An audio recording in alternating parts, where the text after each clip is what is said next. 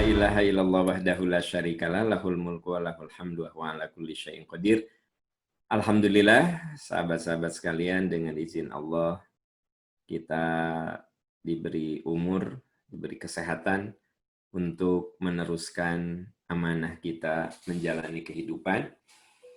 Dan Alhamdulillah Allah masih memberikan rezeki umur, karena ada orang teman-teman kita yang seusia kita atau bahkan di bawah kita sudah dipanggil oleh Allah Subhanahu wa taala. Itu isyarat bahwa kita di antara yang diberi rezeki umur, ya.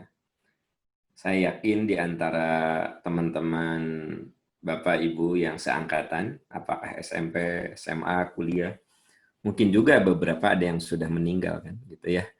Nah, kita oleh Allah masih diberi kesempatan supaya kita ya berjuanglah mengisi sisa rezeki yang Allah titipkan dengan mengaji. Yang penting mengaji itu rutin. Ya. Mau 2 minggu sekalinya teh kudu rutin. Kenapa? Karena fadzakir inna fa'ati dzikra. Katanya manusia itu makhluk yang harus diberi peringatan secara berkelanjutan. Ya, ini lanjutan dari materi yang kemarin. Kalau kemarin itu jinologi, sekarang syetanologi. Ya. Sekedar untuk mereview saja, ya, bahwa saya perlu ulang. Ini mah cuma mengulangi teman-teman sekalian. Ada jin, ada iblis, ada setan. Nah, ini mereview saja. Jin itu makhluk yang diambil dari kata janna, artinya bersembunyi. Dinamai jin karena tersembunyi dari pandangan manusia. Berarti dia ada, tapi kita tidak bisa mengaksesnya. Secara terminologis, jin makhluk gaib yang diciptakan Allah dengan tugas beribadah dan tercipta dari api. Itu pengertian jin yang sudah kita bahas. Iblis berasal dari kata ablasa, artinya membangkang. Iblis artinya makhluk pembangkang. Jin yang membangkang pada perintah Allah disebut iblis. Jadi kalau teman-teman mendengar kata iblis, itu jin yang membangkang, yang durhaka. Seperti ayatnya pernah kita bahas, surat Al-Kahfi ayat 50. Kana minal jinni fafasaqa an amri rabbi. Iblis itu dari kalangan jin yang durhaka kepada Tuhannya. Jadi setiap iblis pasti jin, namun tidak setiap jin itu iblis. Karena jin yang soleh tidak disebut iblis. Tapi jin yang durhaka itu disebutnya iblis. Nah, yang ketiga, nah ini akan jadi pembahasan kita, adalah setan. Setan berasal dari kata syatona. Syatona itu artinya bengkok atau menjauh. Setan artinya menjauhkan manusia dari jalan benar atau membengkokkan dari jalan lurus. Nah, ternyata saudara-saudara sekalian, setan itu bukan nama makhluk. Jadi makhluk itu hanya jin itu makhluk, manusia itu makhluk, malaikat itu makhluk. Tapi kalau setan itu sebenarnya dia kata sifat yang melekat pada makhluk. Dan dia melekat pada jin dan manusia. Nah, jadi syatona itu, setan itu bisa jadi saya pernah jadi setan. Boleh jadi ketika istri saya mengajak kepada kebaikan, saya bengkokkan. Jadi saya dan rekan-rekan boleh jadi pernah jadi setan, begitu, ya. Saat kita mengalihkan orang dari jalan yang lurus. Nah, sekarang memahami strategi setan. Ada beberapa strategi yang dilakukan oleh setan untuk menjerumuskan manusia. Pertama, yang paling dekat dulu dalam kehidupan dan pengetahuan kita, yang disebut waswasah. Waswasah itu artinya membisikkan kejahatan atau keburukan. Termasuk juga membisikkan agar kita mengurungkan kebaikan. Pernah nggak teman-teman udah niat bangun jam 3, alarm sudah bunyi, terus dalam pikiran atau dalam hati itu ujug-ujug terbersit, 5 menit lagi biar segar, akhirnya kita melanjutkan tidur lagi. Nah, itu namanya waswasah. Nah, coba perhatikan di surat ini, teman-teman sekalian, sahabat-sahabat sekalian. Di surat An-Nas, Qul a'udzu. Kita disuruh berlindung ya. Jadi ternyata kita harus berlindung. Birobbin nas, kepada Rob manusia, Raja manusia, Tuhan manusia. Dari apa? Min syarril waswasil khannas. Dari kejahatan. Kejahatan. Ya. Waswasil khannas. Yang memberikan bisikan-bisikan secara tersembunyi. Alladzi yuwaswisu, yang membisikkan keburukan fi sudurin nas, pada hati manusia, minal jinnati wan nas, dari bangsa jin dan manusia. Nah, ini yang suka disebut dengan waswasah, membisikkan kejahatan, membisikkan keburukan, membisikkan agar kita mengurungkan kebaikan, agar kita nggak jadi berbuat amal soleh. Ya, saya mau nengok teman saya, udah jalan, tapi ujung-ujung gini, jika nama udah pulang dari rumah sakit, gitu.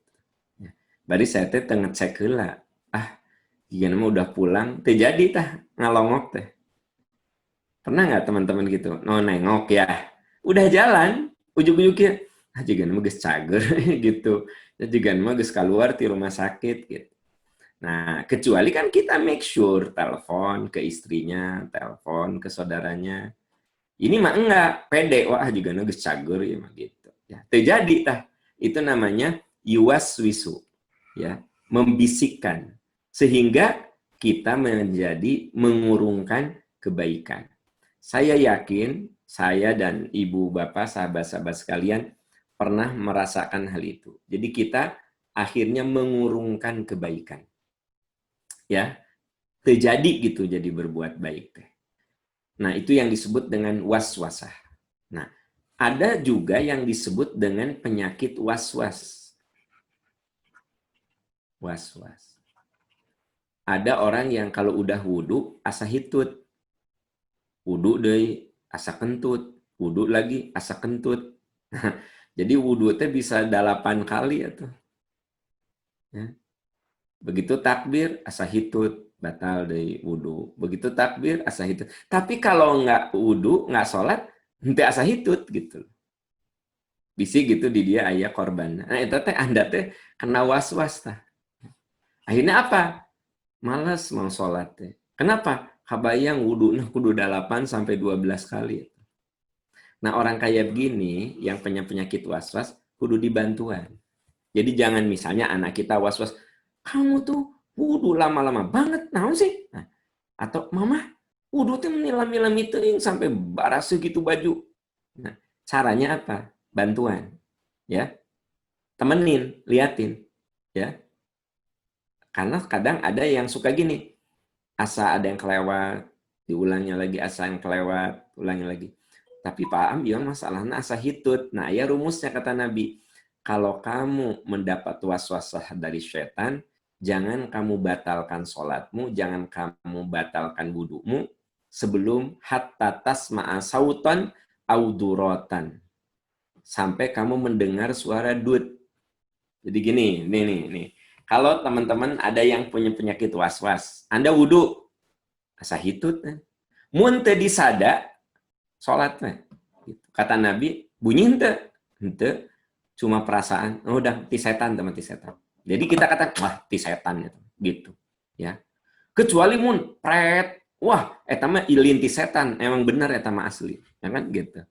Jadi tos wudhu teh begitu keluar kamar mandi, pret, kan istri denger, anak denger, ayah wudhu deh, ti setan eta mah ti setan, lin ti setan beneran eta mah hitut gitu, ya. Tapi kalau misalnya asa gitu, saya tuh udah wudhu, kok asa ada keluar angin ya gitu, atau saya lagi sholat asa batal ya. Nah kalau begitu kata Nabi, jangan kamu batalkan hatta tasma'a durotan, sampai kamu mendengar suara dut. Nah jadi Ini solusi dari Nabi kalau kita mendapatkan penyakit was-was. Jangan dianggap sepele loh. Ada orang yang akhirnya stres karena penyakit was-was ini. Nah, yang kedua, teman-teman sekalian, tazyin. Jadi tazyin itu artinya membungkus dosa dengan keindahan. Jadi sesuatu yang mengandung dosa suka lebih menyenangkan. Ya, ngomongin orang itu menyenangkan. Jadi renyah gitu. Nah, kenapa? Itu namanya tazyin, membungkus dosa dengan keindahan. Nah, coba perhatikan, sahabat-sahabat, kalau Anda di rumah ada Quran, lihat sih di sini. Karena terjemahnya saya tidak tulis. Anda lihat saja di sini, Al-Hijr. Saya langsung tulis Arabnya, lalu saya analisa teksnya. Qala Rabbi bima aghwaytani. Tuhan, karena saya udah kepalang sesat. Nah, jadi setan bilang, saya mah kepalang sesat. La uzayyinanna lahum fil ardi. Saya akan kondisikan agar manusia memandang indah, memandang baik, ya, suatu perbuatan dosa. Wala ughwiyannahum ajmain, dan aku akan sesatkan semuanya. Illa ibadaka minhumul mukhlasin, kecuali hamba-hamba engkau yang ikhlas. Jadi setan itu udah bilang, saya mah menghadapi orang ikhlas mah nggak bisa. Maksud orang ikhlas itu orang yang imannya kuat, yang dekat dengan Allah. Nah, setan tidak bisa memperdaya. Menurut ayat ini, la uzayyinanna lahum. Saya akan mengkondisikan agar manusia itu memandang baik. Nah, jadi Bu, Pak, memandang, ya, memandang baik, memandang indah sesuatu yang mengandung dosa. Nah, jadi kalau aya pidosaeun terlihat indah, nah itu salah satu strategi setan. La uzayyinat, dan akhirnya setelah manusia itu dikondisikan tazyin, dibungkus tah pidosaeun teh ku kebaikan, maka aku akan sesatkan mereka. Illa ibadaka minhumul mukhlasin, kecuali hamba-hamba engkau yang ikhlas. Saya tidak bisa berbuat kepada mereka. Ya. Nah, coba lihat surat, nah yang sama dengan ini, coba lihat surat 16, teman-teman sekalian. Ayat, nanti kita lihat ya, surat 16. Nah, coba lihat surat 16 ya. An-Nahl ayat 90 ini Pak Yogi. Ayat 90 98 gitu, bentar. Saya ragu 98 apa 99. Iza qara. Nah, ayat 9 8 Iza qara.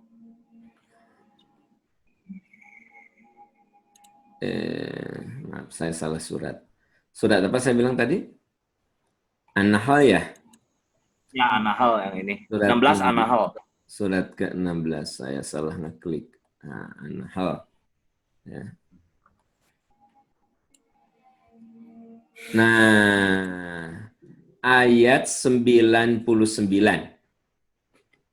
Ayat 99. Coba lihat di situ, ya. Allah mengatakan, Allah berfirman, innahu laisa lahu sultanun. Sesungguhnya setan itu tidak akan berpengaruh. Laisa, tidak punya kekuatan. Tidak ada sultan, kekuatan. Tidak punya pengaruh.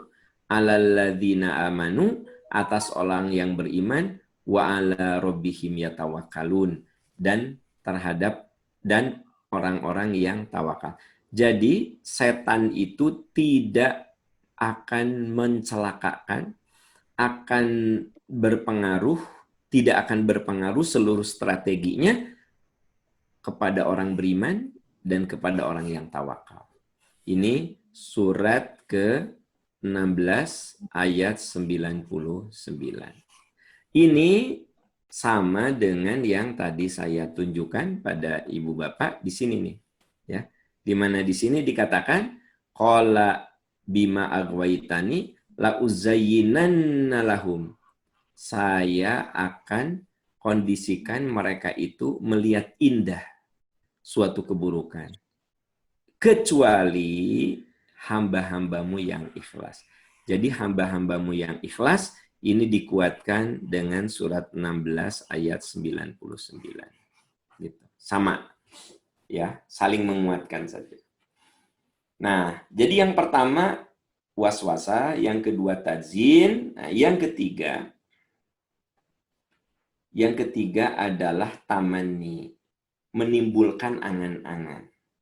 Pernah enggak kita gini, nanti mau tahajud bablas, insya Allah besok tahajud bablas, insya Allah tahajud bablas. Jadi ibadah dengan ukur insya Allah gitu loh. Saya mah kalau ada rezeki ek sedekah bablas. Pokoknya mah mun aya duit orang mah ek wakaf lewat. Jadi yang namanya amal baik itu hanya angan-angan saja. Orang kudu tobat, ini bener asli. Umur gesaki mah kudu tobat.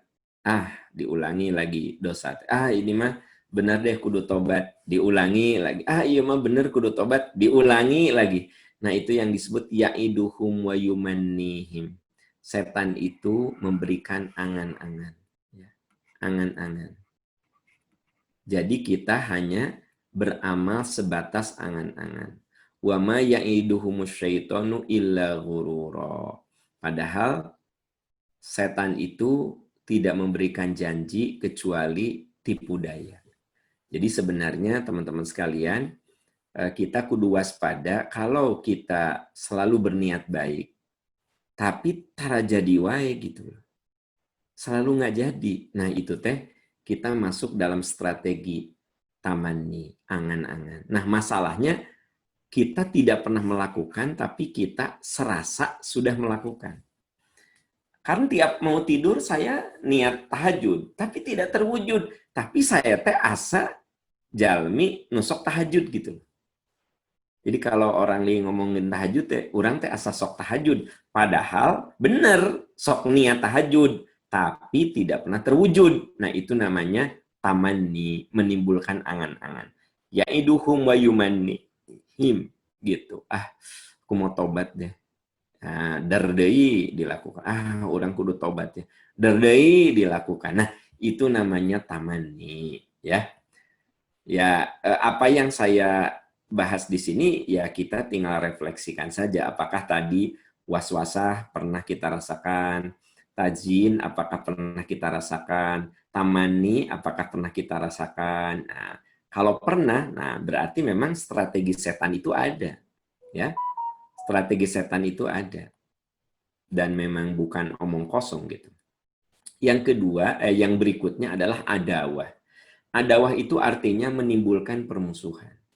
Setan itu seringkali menumbuhkan permusuhan dan dari permusuhan itu, ya maaf, saya yang dimaksud dengan permusuhan tidak selamanya berantem, teman-teman sekalian. Saya suka ngomongin Pak Yogi, Pak Yoga, Pak Rifka, Pak Asep, saya suka ngomongin. Nah, itu sebenarnya kenapa saya ngegosipin Pak Rifka? Karena ada rasa sebel, rasa nggak suka yang ditanamkan oleh setan pada saya. Masa saya ngomongin kejelekan Pak Rifka kalau tidak ada ditumbuhkan rasa permusuhan secara tidak langsung. Nah, innama, lihat teman-teman di sini surat apa? Surat ke Al-Maidah Al-Maidah 5. surat kelima ayat 91. 91 ya. Bisa dicek di Al-Qur'annya. Innama yuridu syaiton, sesungguhnya setan itu ingin ayyuqi'a bainakumul adawata, menumbuhkan adawah, permusuhan. Permusuhan. Dan wal baghdha, kebencian. Kebencian. Nah, Ibu, Bapak, sahabat-sahabat sekalian, ada saat di mana kita marah, ya. Maka marah itu salah satu pintu setan. Karena dari marah itu muncul kebencian dan permusuhan. Tapi Allah Maha Penyayang. Kita boleh ada kemarahan, boleh ada permusuhan. Maksimal 3 hari ya. Jadi ibu boleh cemberut sama suami, tapi jangan lebih dari 3 hari. Kalau sudah lebih dari 3 hari, Allah marah. Kalau Allah marah, pertanyaannya, doa kita dikabulkan enggak? Saya lagi marah sama seseorang, lalu dia minta tolong sama saya. Gimana saya kabulkan permintaannya? Wong saya lagi marah sama dia. Nah, kalau kita bermusuhan lebih dari 3 hari, ya, gitu. Sebenarnya setan itu sudah menjadikan kita sebagai budaknya. Ya, makanya dendam, tidak mau memaafkan, memusuhi. Wah, itu tuh setan tuh deket banget sama orang-orang pendendam. Jadi setan itu sangat akrab dengan orang-orang yang pendendam. Karena secara tidak langsung orang pendendam itu nanti terus ditanamkan jiwa permusuhan dan kebencian. Innama yuridu syaitanu ayyuqi'a bainakumul adawata wal baghdha. Apalagi kalau kita dalam keadaan fil khamr, di bawah pengaruh obat. Wal maisir, lagi judi. Wa yasuddakum an dzikrillah, dan setan itu berusaha menghalangi kamu untuk mengingat Allah, wa anis shalah, dan juga menjauhkan kamu dari sholat. Fahal antum muntahun, apakah kamu tidak mau berhenti dari jebakan-jebakan setan? Nah, gitu. Yang saya soroti di sini adalah permusuhan, kebencian, ya.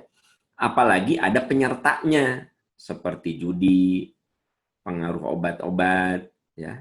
Nah, dari situ setan juga menjauhkan kita dari mengingat Allah, dari sholat. Fahal antum muntahun, apakah kamu tidak berhenti dari jebakan-jebakan itu? Gitu. Itu adawah, teman-teman sekalian, ya. Nah, jadi kalau saya misalnya ada konflik dengan Pak Rifka, Pak Rifka sudah meminta maaf sama saya, tapi saya tidak memaafkan, sebenarnya yang bermasalah saya. Ya, Pak Rifka mah udah selesai. Pak Rifka udah lepas dari jebakan adawah. Saya yang masih terjebak. Teman-teman, jangan sampai kita yang terjebak. Misalnya, Pak Rifka dan saya ada konflik. Ya, Pak Rifka sudah menganggap selesai, sudah memaafkan, dan minta maaf. Tapi sayanya nggak mau memaafkan. Saya mah angeroy, nggak musuhan. Nah, sebenarnya yang kena jebakan setan itu saya. Pak Rifka mah sudah selesai. Sekalipun saya belum memaafkan. Saya tidak memaafkan karena saya sudah terjebak. Nah, itu. Makanya Allah mengatakan, fahal antum muntahun. Apa kamu tidak mau berhenti? Udah dikasih tahu bahwa setan itu suka menanamkan permusuhan dan kebencian dan menghalangi kamu dari sholat dan mengingatnya. Fahal antum muntahun, apakah kamu tidak paham, tidak akan berhenti kamu? Nah, gitu, ya. Oke, itu adawah. Nah, yang berikutnya, sahabat-sahabat sekalian, takhwif. Takhwif itu artinya menakut-nakuti. Asyaitonu ya'idukumul faqra. Setan itu suka menakut-nakuti kamu dengan kemiskinan. Jadi ya'idukum itu artinya menjanjikan atau menakut-nakuti. Menakut-nakuti, ya. Ya disingsieunan gitu. Engke kamu nggak punya tabungan, engke kamu miskin, nanti kamu gitu. Ya'idukum itu artinya menakut-nakuti dengan kefakiran. Wa ya'murukum bil fahsya. Dan setan juga menyuruh kamu untuk berbuat fahsya. Fahsya itu artinya dosa yang melibatkan orang lain, seperti gosip, itu kan fahsya. Ya, nggak mungkin kan saya menggosip sendirian. Itu fahsya. Wallahu ya'idukum magfirah. Dan Allah menjanjikan ampunan dan karunia. Wallahu wasi'un alim. Dan Allah maha luas serta maha tahu. Nah ini sahabat-sahabat sekalian menakut-nakuti. Contohnya di sini menakut-nakuti dengan kefakiran. Atau kita mau tahajud asa keeng gitu, ya. Asa keeng ya. Naonnya ieu teh tah itu juga merupakan cara tahwif, menakut-nakuti. Ada orang yang uang ada ya, masih muda tapi nggak mau daftar haji ya. Daftar haji. Padahal haji itu kan nunggunya 5 tahun untuk haji khusus. Kalau di Bandung 18 tahun untuk haji reguler. Ini masa nunggu. Dia nggak mau daftar. Waktu saya tanya, Kang, dengan daftar ayeuna ya, apa katanya? Enggak, saya udah hitung. Kan anak saya sekarang 3 tahun. Kalau 5 tahun ke depan kan umur dia 8 tahun. Saya tega ninggalin budak. Nah, ya. Ngobrol dengan saya tega orang meninggalkan budak umur 8 tahun ke haji gitu. 3 bulan geus ngobrol teh. Pas saya lihat di IG-nya upload foto lagi di Eropa. Ya. Nah, pas ketemu saya tanya, "Kamu di Eropa berapa lama?" "Wah, cenah full, Kang. 24 hari." Wah, 24 hari. Duaan we jeung nyonya, cenah kan gitu. Hitung-hitung honeymoon lah gitu. Saya cuma gini, kamu untuk berhaji khawatir ninggalin anak. Tapi untuk jalan-jalan ke Eropa nggak khawatir ya, nggak takut ninggalin anak. Anda titipkan ke mertua, Anda titipkan ke kakek neneknya. Dan Anda bisa happy-happy 24 hari di Eropa. Ya enggak? Tapi kenapa saya ajak haji, terus alasannya teh, aduh, kemun haji budak jeung saha euy. Tah, itu namanya, Bapak Ibu, itu namanya tahwif, menakut-nakuti. Dan kasus gini teh banyak sekali. Jadi ada orang yang takut meninggalkan anak, tapi meninggalkan anak untuk sesuatu yang sifatnya hura-hura kok nggak takut, nggak khawatir. Sementara ditinggalkan haji kok khawatir. Nah ini tahwif juga itu, termasuk tahwif saudara-saudara sekalian. Ya. Nah ini dijelaskan di Al-Baqarah ayat 268. Asyaitonu ya'idukumul faqra. Setan menakut-nakuti. Ya. Kalau kaitannya bisa dengan harta ya kefakiran. Dan juga dalam hal-hal lainnya.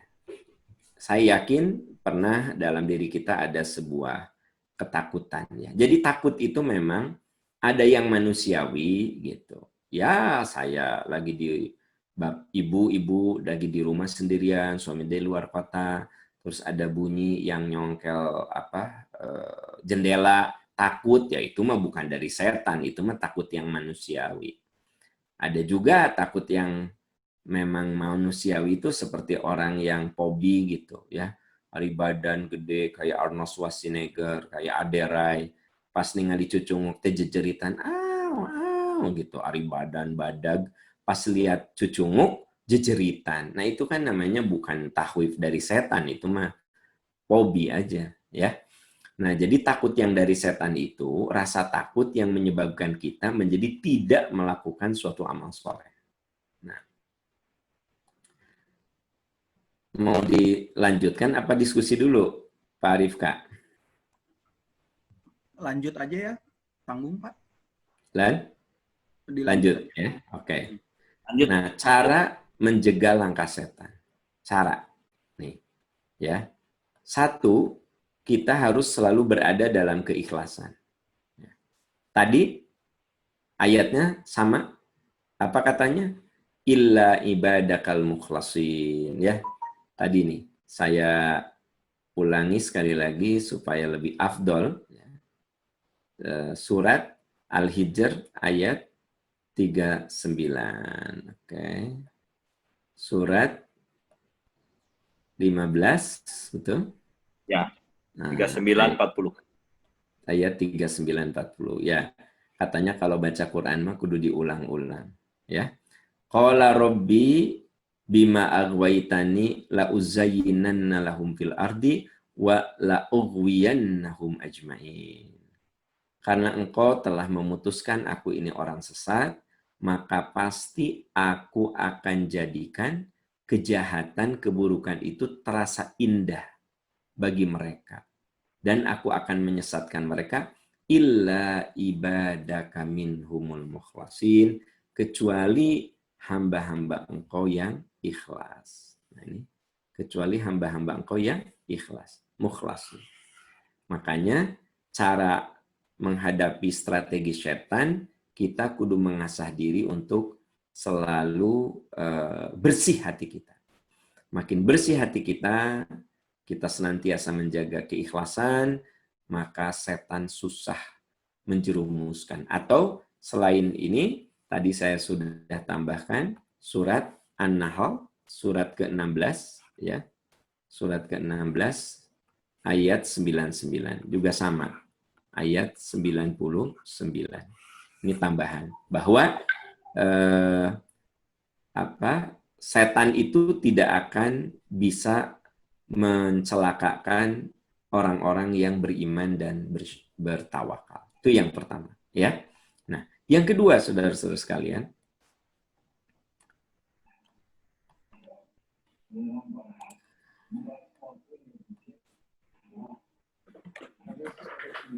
oh ya, ini nggak usah lah. Nah, yang kedua, istiqomah dalam beramal. Ternyata setan itu putus asa terhadap orang-orang yang konsisten. Kalau gini-gini, tadi ingat nggak saya memberikan contoh? Mau tidur, kita niat bangun berapa? Jam 3. Ya nggak? Jam 3. Terus ada bisikan, 5 menit lagi. Terus tidur lagi kita. Ya nggak? Tidur lagi. Nah, ini nggak berlaku kalau kita istiqomah. Kalau kita sudah istiqomah, jam 3, itu setan juga udah angkat tangan. Kalau teman-teman kita semua istiqomah dalam duha, ini setan tuh udah bingung. Gimana menerapkan strateginya. Ini orangnya udah istiqomah gitu. Udah konsisten. Nah, karena segala sesuatu itu memang akan terasa pengaruhnya dengan istiqomah. Kalau saya makan 1 donat, ya, bikin saya gemuk tidak? Tidaklah. Kalau mah 1 donat. Tapi kalau tiap hari, nah, tiap hari. Jadi kalau mau tidur nih, ya, 1 donat, mau tidur, gemuk nggak? Nggak akan. Nggak bikin gemuk. Yang bikin gemuk apa? Tiap malam donat hiji. Tiap mau tidur donat hiji. Nah, gemuk. Jadi, teman-teman sekalian, masalah istiqomah ini mau baik mau buruk ya butuh istiqomah. Sekarang bersepeda. Ya. Baik. Ya, kalau cuma sekali nggak ada ngaruhnya ke tubuh kita. Kapan bersepeda itu ada manfaatnya? Ketika kita sudah istiqomah. Sekalipun cuma setengah jam, tiap hari ada pengaruhnya. Tapi kalau saya bersepeda 3 jam, pleng 3 bulan. Nggak ngaruh. Nah, teman-teman sekalian, jadi setan itu, dia merasa putus asa menghadapi orang-orang yang istiqomah. Itu sebabnya orang yang istiqomah mah, karena dia tidak pernah masuk dalam strategi setan, maka saat dia mati, saat meninggal, malaikat akan memberikan sambutan khusus. Nah, surat Fussilat ya. Coba lihat surat Fussilat. Surat ke-41 Fussilat itu. Bisa dilihat teman-teman ya. Surat Fussilat.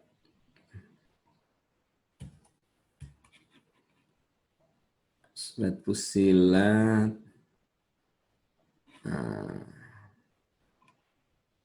Nah ini. Surat Fussilat ayat 30. Allah berfirman di sini, Innalladzina qalu rabbunallah. Sesungguhnya orang-orang yang mengatakan Tuhan kami adalah Allah. Orang yang mengatakan Tuhan kami adalah Allah, tsumastaqamu, kemudian mereka istiqomah.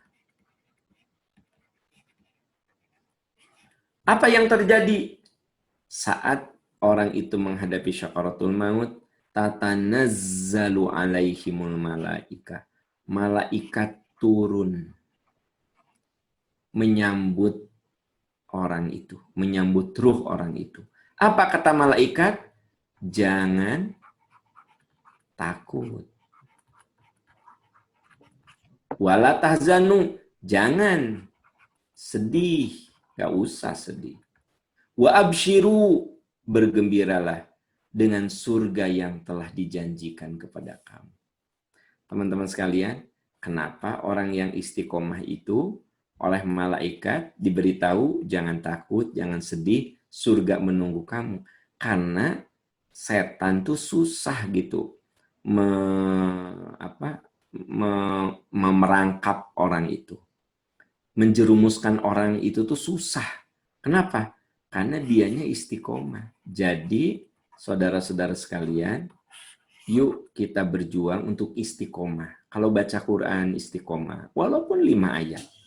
Ya. Nah, sholat rawatib istiqomah. Ngaji, pengajian istiqomah. Nah, kalau kita sudah istiqomah, setan itu sulit gitu untuk memasukkan kita di dalam perangkapnya. Ya, surat Fussilat, teman-teman sekalian, surat Fussilat, surat ke-41 30. ayat 30. 30. Nah, ini istiqomah, ya. Istiqomah. Nah, yang berikutnya, saudara-saudara sekalian, ini saya paling ini pengertian lah sedikit. Istiqomah itu artinya teguh pendirian, konsisten dalam kebaikan. Tolong ya, yang namanya istiqomah itu ada unsur apa? Konsistennya itu dalam kebaikan. Tapi kalau konsisten dalam keburukan itu bukan istiqomah. Ada kamu masih ngarokok, orang mah istiqomah. Nah, kalau ngarokok mah bukan istiqomah, teman-teman. Jangan salah omong ya, gitu. Ada kamu masih ngarokok kan ya? Orang mah istiqomah. Nah, nepi ka sakarat sok, orang mah ngarokok istiqomah. Jadi istiqomah mah kudu dalam kebaikan. Leungit Pak Rifat, leungit atau Pak Hengki jeung eta. Bukan, iya mah contoh ya Pak Yoga, iya mah contoh ya. Jadi yang namanya istiqomah itu dalam kebaikan. Oke, ya next kita lihat. Nah, ini nggak usah lah ini. Nah, yang berikutnya teman-teman sekalian adalah muhasabah. Ternyata setan itu dia akan putus asa. Sulit dia masuk dalam relung kehidupan kita kalau kita ini sering muhasabah, sering sadar gitu. Oh, iya ya.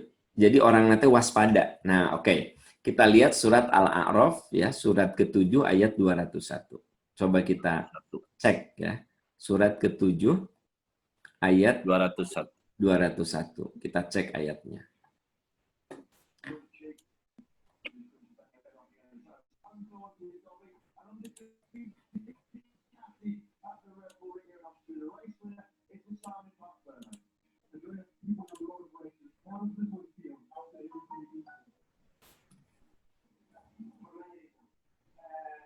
Innalazina.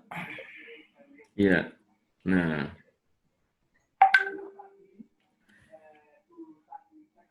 innalladzina taqau idza massahum ta'ifum minasyaiton tadzakkaru fa idza hum mubsirun.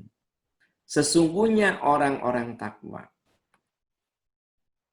Sesungguhnya orang-orang takwa. Idza massahum, ya. Apabila mereka dibayang-bayangi, apabila mereka diberi bisikan-bisikan, pikiran buruk, perbuatan dosa dari setan, tadzakkaru, ya, mereka ingat. Nah, ingat di sini karena selalu waspada. Selalu melakukan introspeksi. Jadi gini, iya teh bisiti setan gitu. Jadi orangnya tuh selalu ini teh apa ya? Ini bisikan setan bukan ya? Gitu. Ini jangan-jangan ini memang setan membisiki saya. Nah, tadzakkaru, mereka ingat, fa idzahum mubsirun. Nah, kalau udah begitu tampaklah mereka bisa melihat kesalahan, oh ini salah. Ini saya terjebak dengan perangkap setan ini salah gitu. Nah, teman-teman sekalian, menurut ayat ini orang takwa apabila dibayang-bayangi bisikan-bisikan tadi, ingat nggak? Saya bahas tentang was-was, ya, was-wasah. Ada apa? Bisikan jahat, ya, bisikan jahat atau bisikan buruk. Nah, orang yang kena was-wasah dia karena sering kali introspeksi, tadzakkaru, sadar. Tadzakkaru, ya, dia waspada bahwa itu datang dari setan. Fa idzahum mubsirun. Nah, begitu sadar baru dia melihat, ya, perbuatan-perbuatan buruknya. Makanya orang kalau lagi diperbudak oleh setan, bahkan dia tidak sadar kalau itu adalah perbuatan buruk, kalau itu akan menjatuhkan martabatnya. Sampai kata temennya, udahlah, kamu ini gimana sih? Kamu sudah membangun karir 20 tahun. Hanya karena urusan kayak gini, nanti lebar tuh, 20 tahun kamu bangun karir, ya, kamu melakukan hal ini. Lebarlah, bisa rusak lah nama baik kamu. Nah, tapi dah kekeh karena sudah diperbudak oleh setan, sudah masuk dalam perangkap setan, sudah masuk dalam strategi setan, dia nggak melihat bahwa apa yang dilakukannya itu akan berakibat buruk pada dirinya, akan berakibat buruk juga pada nama keluarga besarnya, akan berakibat buruk juga pada nama lembaganya. Kekeh dia melakukan itu, benar, ya. Nah, begitu dia sadar, wah baru lihat, oh ya, kalau saya melakukan ini, pasti akibatnya untuk pribadi saya begini, untuk keluarga saya begini, untuk lembaga saya, tempat saya mengabdi begini. Wah, akhirnya dia tersadar. Kapan? Kalau selalu waspada. Nah, ya inilah yang disebut dengan bahwa setan tidak bisa masuk kepada orang-orang yang selalu muhasabah, selalu melakukan introspeksi diri, ya, gitu. Ini mas sudah sering disebut, ya. Umar bin Khattab mengatakan bahwa hisablah dirimu sebelum kamu dihisab. Nah. Oke, teman-teman sekalian, yang keempat, cara menghadapi bisikan setan itu kita banyak zikir, ya. Kalau tadi yang pertama ikhlas, kemudian selalu kita istiqomah, terus kita selalu muhasabah, introspeksi diri. Nah, yang keempat untuk menghadapi strategi setan itu memperbanyak zikir. Apa itu zikir? Nah, zikir itu ada jenisnya. Pertama, ada yang disebut dengan zikir muqayyad, ya. Zikir muqayyad itu artinya terikat. Terikat. Contoh, kalau Anda, teman-teman, selesai sholat, Assalamualaikum, Assalamualaikum. Baca apa? Istighfar, kan? Astagfirullah. Berapa kali? 3 kali. Baca wiridnya, Subhanallah, Alhamdulillah, Allahu Akbar, masing-masing 33 kali. Nah, ini terikat. Jadi jangan gini, saya baca istighfarna setelah sholatnya 100 lah, mempengker semangat, tetap 3 kali. Subhanallah 33 kali, Allahu Akbar 33 kali. Nah, itu yang disebut dengan muqayyad, terikat. Ya. Nah, termasuk juga, kan doa itu bagian dari zikir. Kalau teman-teman mau makan, zikirnya apa? Allahumma barik lana fima rozaqtana wa qina adzabannar. Ya. Kemudian kalau kita mau tidur, apa zikirnya? Bismika Allahumma ahya wa amut. Itu namanya muqayyad yang kayak gitu. Sudah terikat. Ada lagi zikir mutlak. Kalau zikir mutlak itu zikir yang kita lakukan tidak terikat oleh situasi apapun. Misalnya kita di tengah kemacetan daripada sumpah serapah, di Bandung macet dikit ya, udah aja zikir subhanallah, alhamdulillah, Allahu akbar. Nah, itu namanya zikir yang mutlak, ya. Zikir yang tidak terikat. Mau berapa kali, mau pokoknya nama kita mengucapkan zikir itu. Nah, Bapak Ibu, yang berikutnya adalah zikir, cara zikir. Cara zikir itu ada yang disebut dengan zikir lisani. Yang tadi saya contohkan itu lisan. Baca subhanallah, alhamdulillah, Allahu akbar itu kan lisani, lisan. Tapi ada zikir amali. Kita tidak mengatakan subhanallah, kita tidak mengatakan alhamdulillah, tapi kelakuan kita yang menggambarkan bahwa kita itu orang yang mengingat Allah. Contoh, kita jadi pedagang yang amanah. Maka dagang kita itu zikir. Karena ingat bahwa yang akan masuk surga itu diantaranya pedagang yang amanah, pekerja yang amanah, ayah yang amanah, ibu yang amanah. Jadi kalau kita dalam hidup itu selalu amanah, nah itu artinya kita zikir dengan perbuatan kita. Jujur itu zikir dengan perbuatan kita. Nah, kalau zikir lisani sebenarnya lebih gampang. Kita cuma menyebutkan subhanallah, alhamdulillah, Allahu akbar, itu zikir lisani. Saya tahu perbuatan itu dosa. Akhirnya saya tinggalkan. Itu sebenarnya zikir, tapi disebutnya zikir amali. Nah, teman-teman sekalian, setan itu nggak bisa gitu merangkap kita kalau kita banyak zikir kepada Allah, baik zikir yang muqayyad, zikir yang mutlak, zikir yang amali, ataupun zikir yang lisani. Ya. Dan yang kelima adalah kita sering membaca A'udzubillahiminasyaitonirrajim. Teman-teman, yang dimaksud dengan ta'awuz di sini adalah kita banyak menggantungkan diri pada Allah. Kita lihat surat ke-7 ayat 200 supaya lebih mantap ya.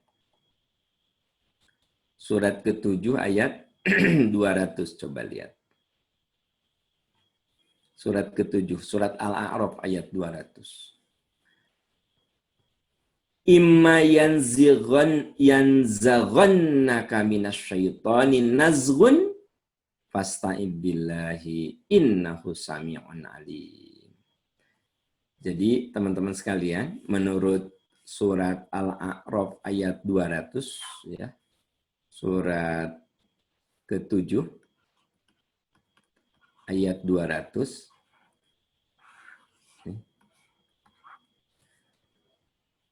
Jika setan datang menggodamu. Menggoda. Menggoda dengan cara apa? Tadi bisa was-wasa.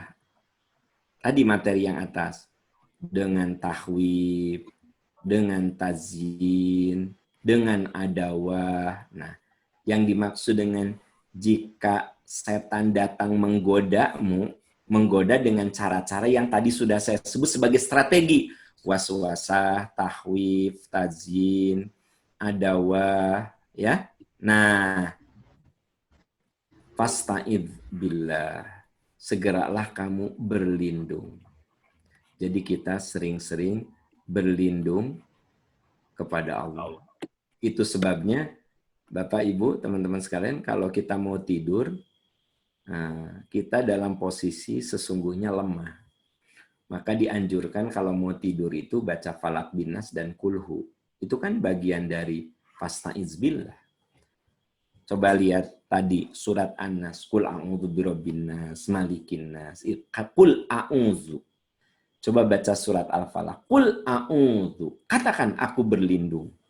Nah, jadi kita ini kalau mau tidur selain baca bismika, bacalah dasus, udah gampang atuh itu. Falaq, Binas dan Kulhu. Kenapa? Itu dicontohkan oleh Nabi. Sebenarnya bukan pas mau tidur saja, apalagi ketika kita tentu saja sedang berjaga ya, mata kita berjaga.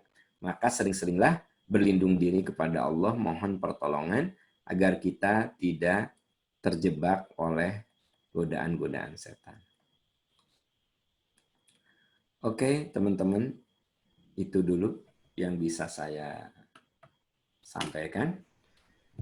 Sudah 1 jam ya, Pak Rifka ya? Iya, Pak. Jam. Minum dulu, Pak. Harulang.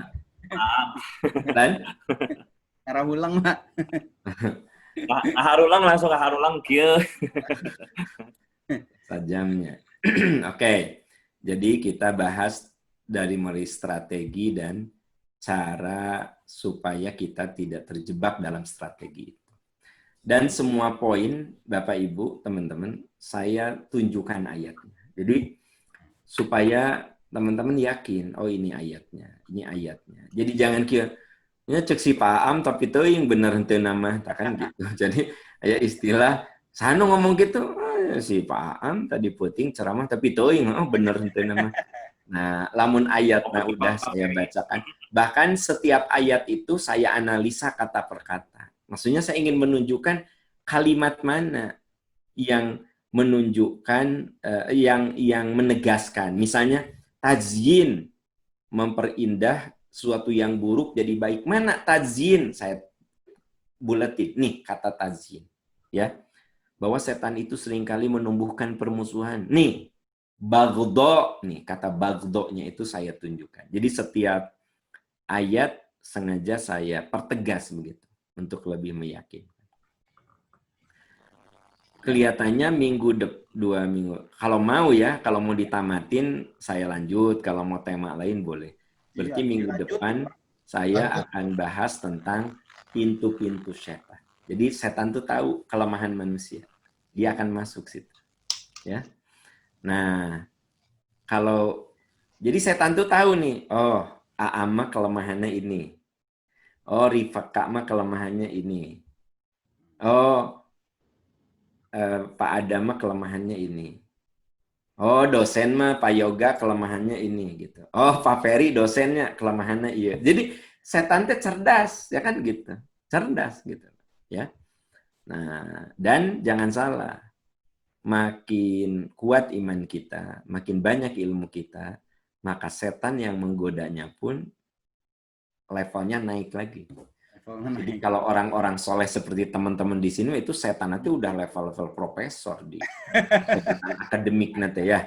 Jadi orang-orang soleh seperti teman-teman mah nggak mungkin setan nanti setan abal-abal itu yang minimal lektor kepala itu. Ya kan? Aduh. Ya, Pak Yoga ya.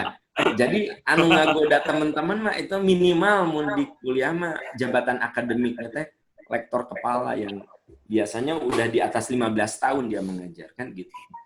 Nah, tapi kalau jelema nu imannya lemah eta mah ku setan abal-abal geus kagoda gitu kan. Jadi misalnya orang imannya lemah, setannya cek si bos nanti ke kumaneh eta jelema. Tapi kalau begitu, iya Rifka, oh iya, itu nanti ku iya cenah ku profesor sa Rifka. Gitu. Katanya sudah tingkat musisi saya mah. Jadi paham tiasa naros paham. Mangga. Ya kan tadi dari awal dinyatakan bahwa setan itu adalah sifat ya. Tapi barusan terakhir ada pernyataan dan jika setan datang menggodamu itu berarti apakah artinya sifat itu bisa mewujud menjadi sesuatu yang bisa dirasakan dalam arti yang mewujud lah begitu. Itu pengen paham karena itu berhubungan dengan mental kita untuk menghadapi sifat apakah suatu wujud begitu. Nuhun. Ya, bisa mewujud, Pak. Jika setan datang kepadamu, ya, itu bisa mewujud, bisa tidak mewujud. Gitu loh.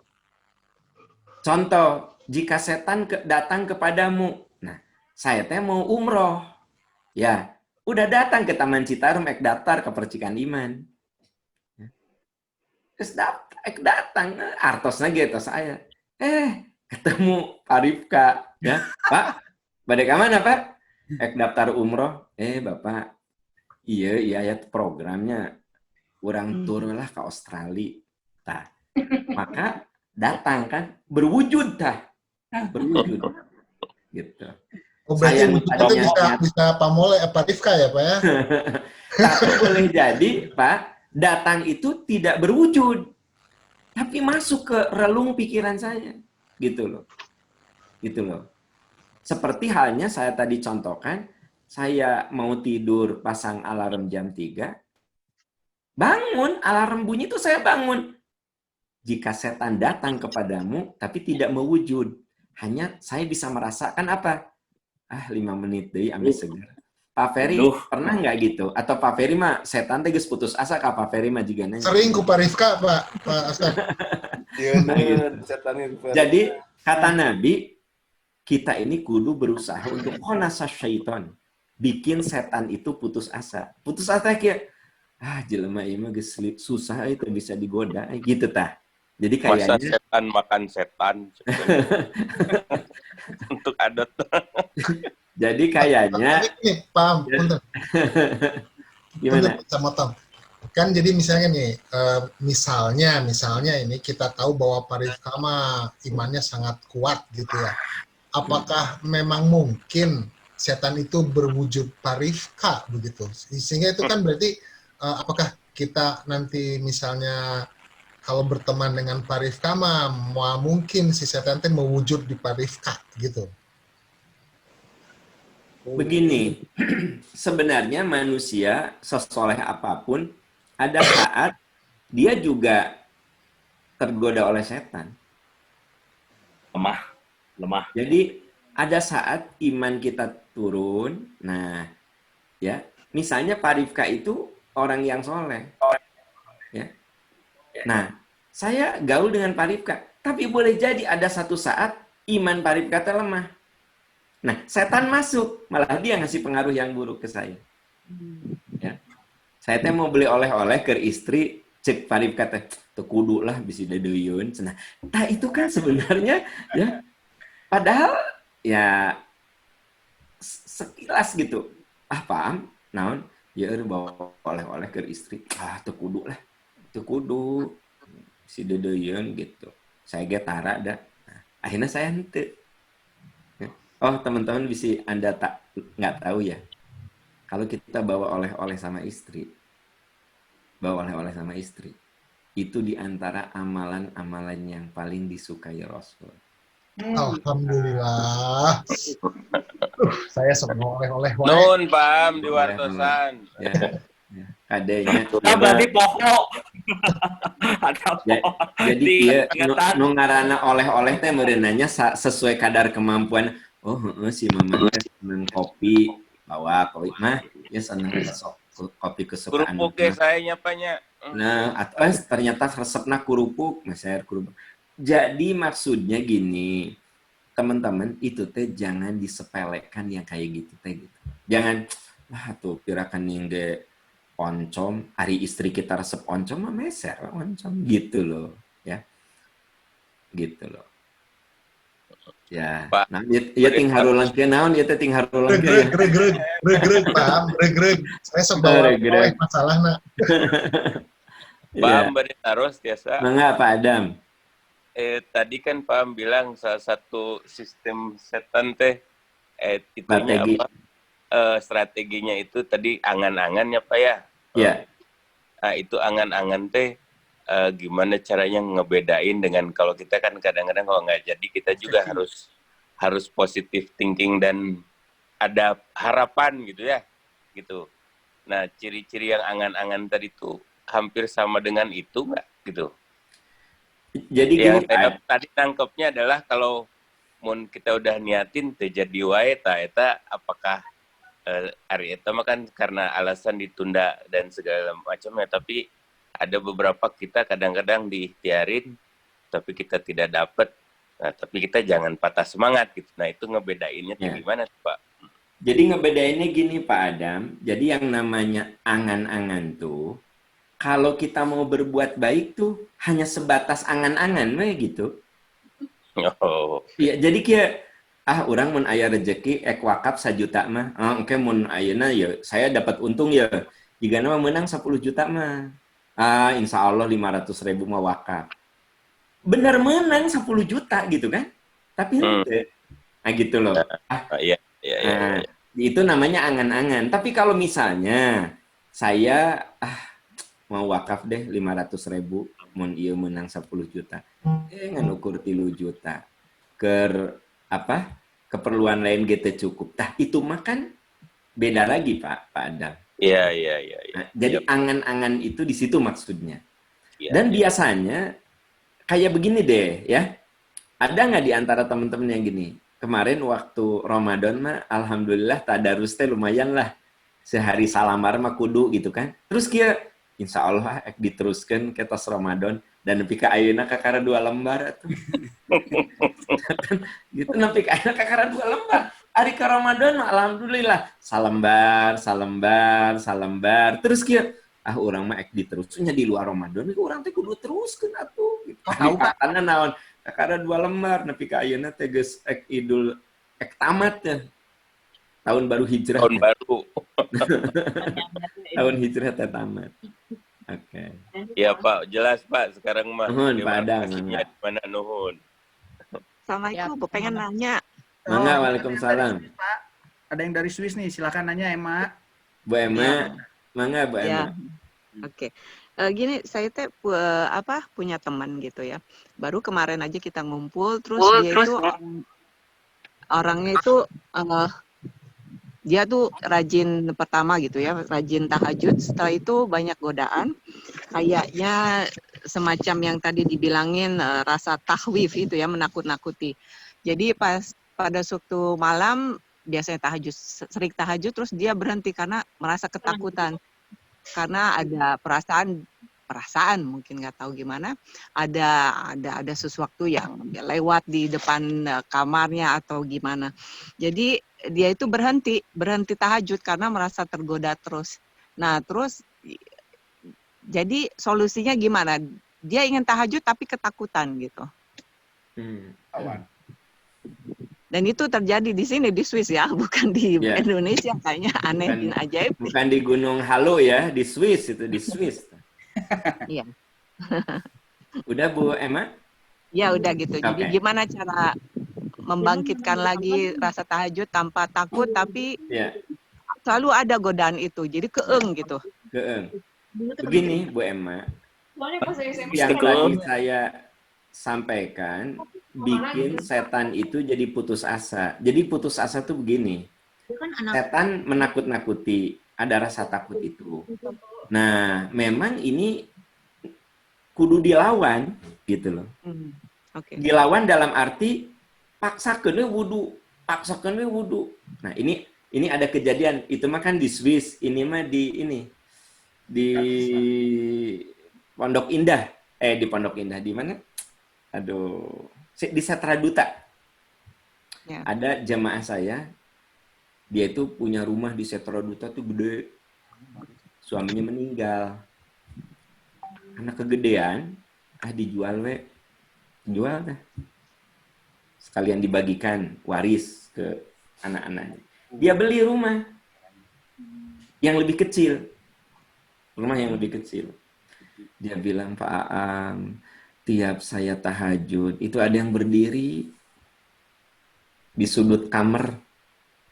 Kebayang tuh, tiap tahajud, ya, nangtung kira gitu. Nah, gitu. Saya tuh jadi takut. Nah, terus saya tanya, terus ibu gimana? Ya udah saya jadi tahajud, Pak Aam. Nah, saya bilang gini, ibu pengen nggak si setan yang nakut-nakutin ibu itu dia putus asa? Gimana Pak Am caranya? Ibu berani nggak maksain gitu loh? Nggak berani, kecuali saya diantar sama pembantu saya. Sok tenanaun diantar. Diantar.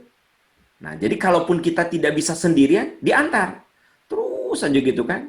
Lama-lama, ya, nosok nangtung kita gini aja. Hilang. Dan lama-lama setannya dia, akhirnya ternyata orang itu tetap tahajud gitu. Ya, artinya apa? Dia merasa sia-sia bekerjanya. Usahanya tuh dia sia-sia gitu loh. Nah, jadi kalaupun tidak berani sendiri, bolehlah didampingi oleh suami. Suami lagi sieun masalahnya. Suami lagi lebih sieun. Mau mama gitu. Gitu. Ya Rifka. Nah, jadi gini. Jadi gini nih. Ada saat mau wudhu, jika ayah nu manggil atuh. Iya, benar. Terus, Gitu. harusnya gimana? Apa? Jawab. Tapi kalau saya mau tahajud, mau wudhu, di telinga saya seperti ada yang manggil-manggil. Betul ya gitu, dia juga. Saya jadi takut kan? Percaya ke saya, tiap kali saya mau wudhu, dia akan melakukan itu lagi. Karena apa? Ternyata saya berhenti tahajud karena dia menggunakan strategi tahwid. Coba bayangkan, tiap saya mau wudhu, ayah manggil, saya jawab, apa? Wudhu. Apa? Lama-lama cek setan teh. Khonasa syaiton, kata Nabi. Setan bikin supaya dia putus asa. Tapi memang Bu Emma, ini teh renyah diomongin ya. Dijalaninnya rada susah memang. Iya. Iya. Jadi diomongin sama renyah ya kan gitu. Nah, kita mah tak anu ngajirin ge hararese. Pak Yoga mah teh aya nu ngajirim ge hararese. Komo aya tuh lebih aya alasan. Apa itu ngajirin? Ngajirim teh berwujud, Bu. Oke. Jadi ada aja, nggak ada aja udah susah. Sigana mun aya mah asa direncangan Pak Ustaz. Tapi ulah. Pokoknya horor aja lah di sini juga. Ini ngeri. Harus dilawan. Ya. Pantesan di film-film di Eropa masuk horor gini. Eta nu naros pocong jeung kunti anu. Sok wantun mah ayeuna. Pak, saya mau nanya. Nuhun penjelasannya, nuhun. Nuhun, mangga Bu Emma. Yang disampaikan. Itu capung, Pung. Capung. Sok, Mangga Pak Capung. Capung masuk jadi topik baru. Iya, tadi kan membahas strategi ya. Jadi saya berpikir mungkin waktu awal dijelasin gitu. Pertanyaan saya, mereka itu terbuat dari materi apa ya? Kan katanya api, sementara kita badan ini karbon tanah gitu. Dari yang membedakan kita sebagai makhluk makhluk dunia ini dengan makhluk yang semi gaib gitu. Nah, mereka itu terbuat dari apa, Pak Am? Kalau menurut Islam gitu. Lalu mereka kan bisa berkomunikasi gitu. bagaimana caranya mereka berkomunikasi dengan kita gitu. Apakah melalui jalur batin, apakah physically secara hal lain gitu. Itu saja. Iya. Pertama, karena tadi dijelaskan di ayatnya ditunjukkan sama saya, kelihatannya Pak Capung pernah nggak ikut ya, atau ikut terus? Yang 2 kemarin nggak ikut, Pak. Oh, Nggak ikut, pantesan. tapi saya baca ininya, Resumenya. Iya, resume. Nonton YouTube-nya. Nonton YouTube-nya. Oke, jadi begini. Betul bahwa yang namanya manusia dan jin itu zatnya itu berbeda. Tetapi walaupun zatnya berbeda, punya tugas yang sama. Saya pernah tunjukkan di surat jin itu, wa anna minna sholihun wa minna duna dzalik. Di antara kami ada yang soleh, di antara kami ada yang tidak soleh. Jadi walaupun zatnya beda, ya, tanah dan api, tapi punya tugas yang sama untuk beribadah. Sama-sama ada yang soleh, sama-sama ada yang tidak soleh. Nah, jadi ketika manusia itu ya berkecenderungan untuk membengkokkan orang lain dari jalan yang lurus, maka si manusia ini dia ambil peran yang namanya setan. Begitu juga jin yang terbuat dari api, ketika dia berusaha menjerumuskan manusia, membelokkan manusia, dia pun mengambil peran setan. Jadi saya tadi tegaskan bahwa setan itu dia kata sifat yang melekat pada makhluk yang tercipta dari tanah dan melekat pada makhluk yang tercipta dari api. Nah, bagaimana dia masuk kepada diri kita? Tentu saja lewat pikiran, lewat hati kita, lewat panca indera kita. Ada yang kalau dia itu dari sesama manusia ya kita lihat, ya mewujud, istilah Pak Ferry itu mewujud kan gitu. Tapi kalau dia dari bangsa jin, dia tidak mewujud, tapi kita bisa merasakannya. Bisa merasakannya. Nah itu. Yang kedua tentang bagaimana manusia bisa komunikasi tidak? Bisa. Bisa, Pak. Makanya ada ayat yang dulu pernah beberapa waktu lalu saya sampaikan, wa annahu kana rijalu minal insi ya'uduna birijali minal jin fazaduhum rohaqo. Ada manusia yang minta tolong kepada jin. Ya kalau tidak bisa berkomunikasi mana mungkin bisa saling tolong. Jadi sebenarnya manusia dan jin itu bisa berkolaborasi. Tapi saya tegaskan di ayat itu fazaduhum rohaqo. Jangan pernah melakukan itu karena itu semakin menambah dosa. Berarti manusia dan jin itu bisa berkomunikasi. Bagaimana cara komunikasinya? Dua, bisa verbal, bisa batin. Bisa begini ngomong, bisa. Makanya kalau di rumah teman-teman ayah nusok ngeganggu, ya tadi Bu siapa? Emma. Bu Emma. Sebenarnya ibu bisa ngomong. Olah? Ya. Bicara gitu loh. Saya. Kamu gini, Bu Emma misalnya gini, ayah, saya nggak mau ya, kamu ganggu saya ya, gitu. Tapi saya nggak tahu, mungkin di sana mungkin kuduku bahasa apa? Jerman. Bahasa Prancis. Bahasa Prancis, gitu. Iya. Iya. Ini Bu, Pak, teman-teman, dialami di rumah saya di sini. Jadi pertama kali saya masuk ke sini, nih pertama kali, saya masuk sini ngambil rumah ini tahun 2004. Berarti 16 tahun lalu tuh, saya masuk sini.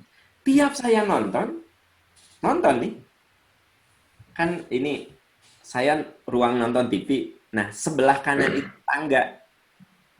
tangga. Tiap saya lagi nonton gini, seperti ada yang naik, ada yang jalan naik ke atas.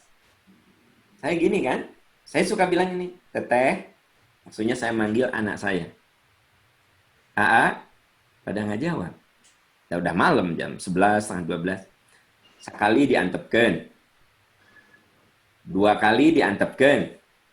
3 kali saya ngomong, hei, saya bilang, kamu boleh ada di sini ya, tapi saya nggak mau kamu mengganggu saya dan keluarga saya dan semua orang yang ada di sini. saya nggak mau. Kamu boleh ada di sini, jangan ganggu saya. Ngomong. Satu ini, kejadian di rumah ini. Setelah itu, nggak ada. Kenapa? Karena kan cara berkomunikasi kita dengan dia itu dengan bahasa yang kita mengerti.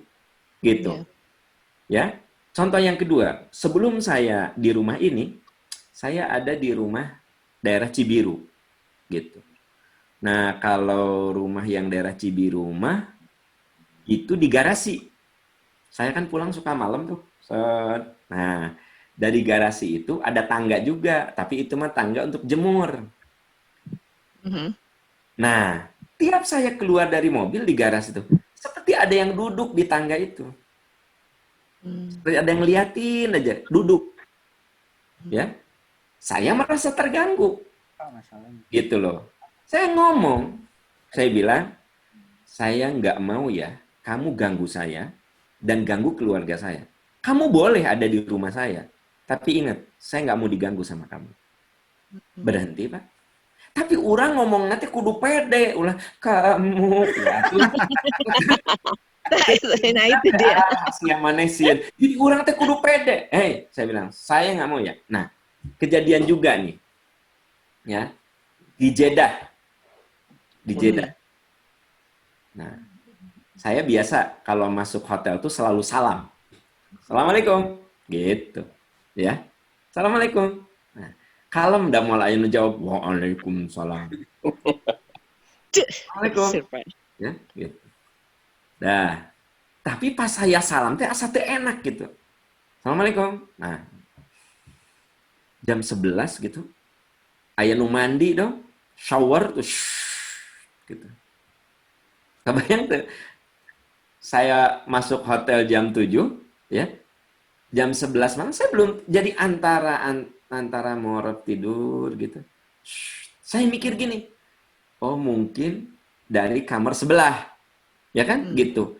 Tapi nah, kamar sebelah tarik-tarik teuing kan gitu. Saya buka kamar mandi saya. Saya bilang, jangan ganggu saya ya.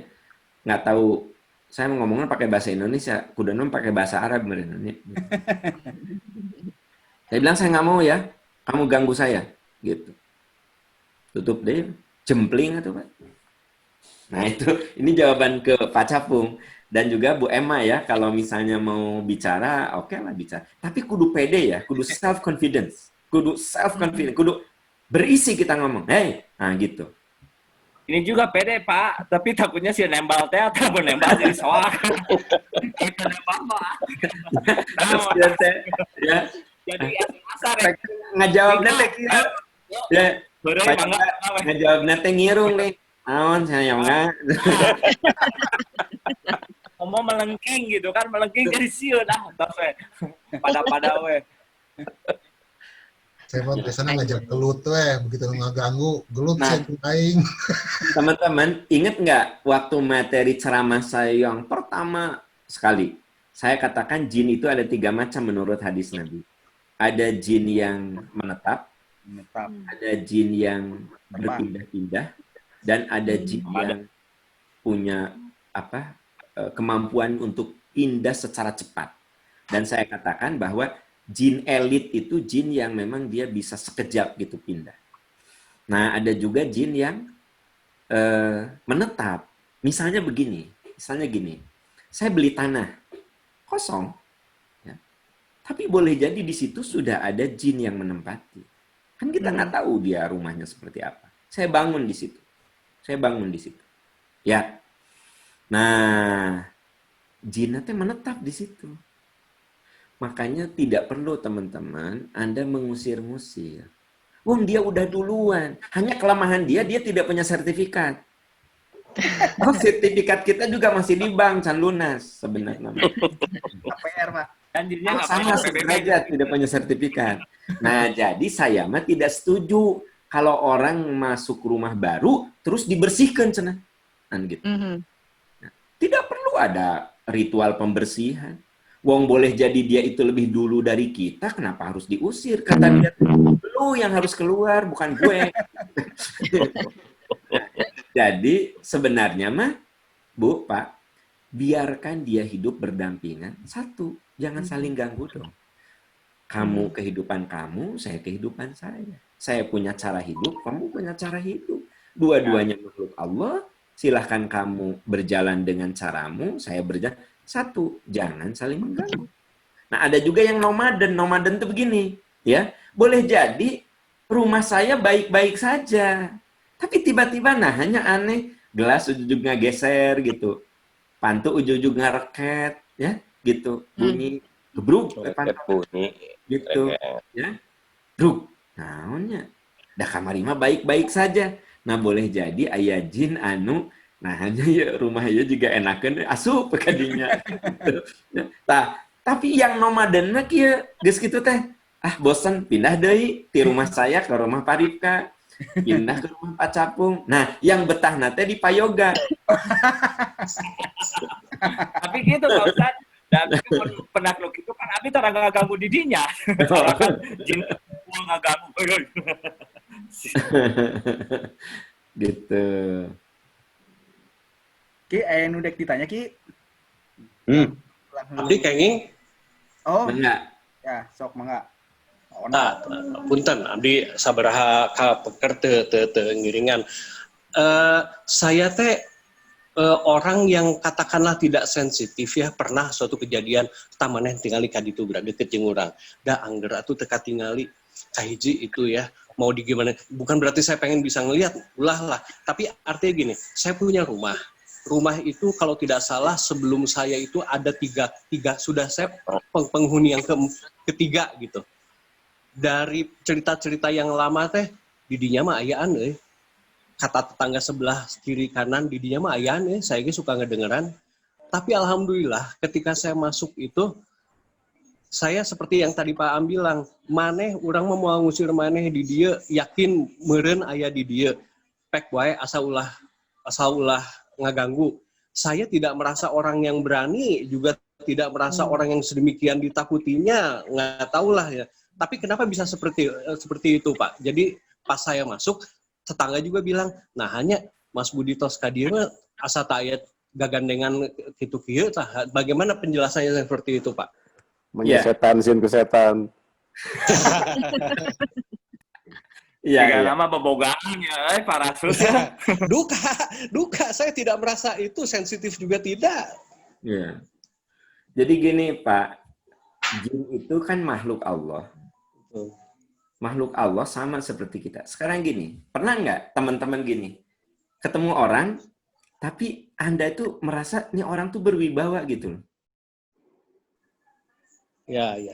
Ya. Misalnya segen kitanya langsung segen gitu. ya. Padahal dianya nggak apa-apa gitu. Tapi itu bawaannya ke dia tuh segen kan. Boleh jadi Pak, Bapak teh disegeni tuh ku makhluk namanya jin teh. Walah. Alhamdulillah. Artinya apa? Buka praktek no. Dan jadi gini, mungkin saja Bapak merasa tidak sensitif, tidak apa. Justru itu kekuatannya. Jadi Bapak tuh bagi mereka tuh apa ya? Disegani karena memang mereka sendiri jadi mundur gitu. Parah sih. Gitu Pak. Iya, saya terkedah. Jadi kalau saya punya pengalaman juga Pak. Saya ngontrak ruko di daerah Setra Duta. Ada Setra Sari Mall. Nah, ada kan di situ Setra Sari Mall? 20 tahun lalu. Tahun 2000 saya ngontrak ruko di situ. Ya. Sampai tahu nggak? Sama yang punya rukonya bilang, "Geus lah teu kudu mayar we." Kenapa? Saya baru tahu. Tiap yang sewa ruko itu 2 bulan keluar. 3 bulan keluar. Saya pertama kali masuk kaget. Kenapa? Kenapa banyak sekali apa sih semacam kayak ayat-ayat Quran ditempel di situ? Ternyata eta ruko teh nu nyewa 2 bulan 3 bulan cara kuat. Nah, saya masuk situ. Tapi saya nggak menemukan apa-apa. Sampai di sebelah teh aya salon. salon. Orang China gitu, Pak. Baik-baik saja, Pak. Iya, kenapa? Oh iya, begitu aja. Pak, baik-baik saja. Emang kenapa? Oh iya, gitu. Lama-lama tukang parkir cerita. Pak, cenah, Bapak mah kiatan, ayeuna tos bade 1 tahun. Naon gitu? Wah, Pak. Didinya mah malah anu kiat, cenah kan gitu. Nah, jadi kembali ke Pak siapa tadi? Pak Budiono. Pak Budiono ya. Padahal nu ngesian dirinya teh bukan saya. Ya, kayak namanya teh Kang Darta, ya kan gitu. Kang Darta ngesian teh saya mah datang teh mau ngantor wungkul gitu. Saya tanya Kang Darta, sok aya naon? Abdi mah bobo we Pak cenah gitu. Jadi pada akhirnya mungkin kalau kitanya juga tidak perlu jadi jangan terlalu memperdulikan gitu loh. Mungkin kalau sebelumnya udah gini, oh gitu, di situ teh ayaan, di situ teh loba juring, kita kan udah terpengaruh. Aya asup gitu. Nah gitu. Ya. Mudah, Pak ya. Ya. Berjeng sieun. Iya, berjeng rada sieun gitu. Ini Pak Ustadz, apa kita ini normal gitu merasa takut dengan makhluk yang lain, padahal kan manusia itu diciptakan lebih mulia daripada jin dan atau setan lah istilahnya. Ya, kalau bicara normal Bu, tapi sebenarnya rasa takut itu kan tercipta oleh suatu pembiasaan. Gini, ada kan orang yang takut kucing. Nah, dari kecil suka didoktrin. Atau ibu bapaknya takut. Nah, coba Bapak Ibu tolong dicek lagi bisi saya salah. Kalau salah satu dari kita, baik saya atau istri saya, takut hobi dengan satu binatang, itu pasti nurun ke anak. Ya. Nah, itu bukan diturunkan, tapi dari kecil anak bilang ketika lihat mamahnya, cak, papa cak. Apa yang terjadi? 2 anak perempuan saya takut cecak. Karena apa? Refleks, ibunya tuh refleks gitu loh. Nah, papa itu cak. Ya Allah, pirakan yang cak, orang tadi cepengan kan gitu. Nah, karena saya suka cak tep gitu kan. Anak laki-laki saya mah nggak takut cak. Dan ningali bapaknya sok nyepang cak. Nah, gitu. Tapi 2 anak perempuan saya hobi dengan cecak gitu. Maksud saya, nah itu contoh takut dengan makhluk gaib juga begitu sebenarnya. Kita ini secara tidak langsung diajarin dengan film, dengan apa ya, dengan cerita, dengan film, terutama film ya. Lama-lama apa? Terbentuklah dalam memori kita rasa takut itu muncul. Jadi kalau saya ditanya normal tidak? Ya normal, itu bagian dari ritme hidup. Manusia itu akan berperilaku, bersikap karena proses yang dijalaninya dalam hidup. Karena proses yang dijalaninya dalam hidup, nah itu yang kemudian juga akan membentuk dari mulai apa yang membuat dia happy, apa yang membuat dia takut, itu semua didapatkan melalui suatu proses dalam kehidupan. Oke. Ya, nuhun.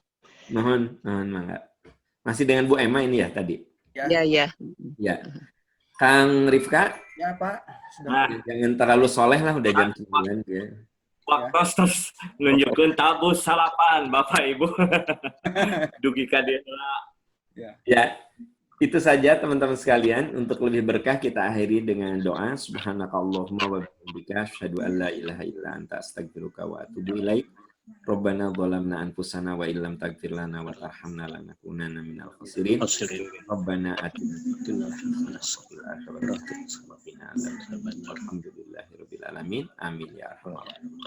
Assalamualaikum warahmatullahi wabarakatuh. Waalaikumsalam warahmatullahi wabarakatuh. Tur nuhun, Pak. Selalu, Pak.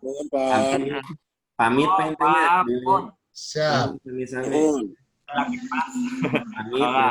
Tong Hilap, Dirgahayu Indonesia 75 tahun. Merdeka. Assalamualaikum warahmatullahi wabarakatuh. Waalaikumsalam warahmatullahi wabarakatuh.